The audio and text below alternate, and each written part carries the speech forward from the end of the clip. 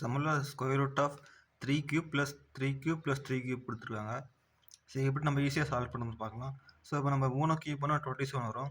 So அதேமாதிரி 27 போட்டு 3 கூட்டி அதுக்கு ஸ்கொயர் ரூட் கிடச்சி நமக்கு லேட் ஆகும். ஸோ எப்படி ஈஸியாக சால்வ் பண்ணணும்னு பார்க்கலாம். இப்போ இந்த 3லேயே 3³ இருக்குது. ஸோ நம்ம 3³ காமனாக வெளியே எடுத்துக்கலாம். இன்ட்டு வெளியே எடுத்தால் இங்கே 1 இருக்கும். ஸோ 3³ × 1 போகலாம். நம்ம போட்டால் அதோட வேல்யூ சேம் மாறாது. ஸோ அதனால் நம்ம × 1 வச்சுக்கலாம். அதே மாதிரி தான் இந்த 3லேயும் 1 காமனாக இருக்கும். ஸோ 3³ இது நம்ம கூட்டினா 3 வரும். ஸோ 3⁻1 நம்ம வச்சுக்கலாம். அடுத்த ஸ்டெப்பில் ரொம்ப பெருக்கல் இருக்கனால நம்ம மேலே அடுக்கல் இருக்க 2 நம்பர் கூட்டிக்கலாம். ஸோ 3⁻4. ஸோ இந்த ஸ்கொயர் ரூட் ஆஃப் 3⁻4 3/4/2 சொல்லலாம்.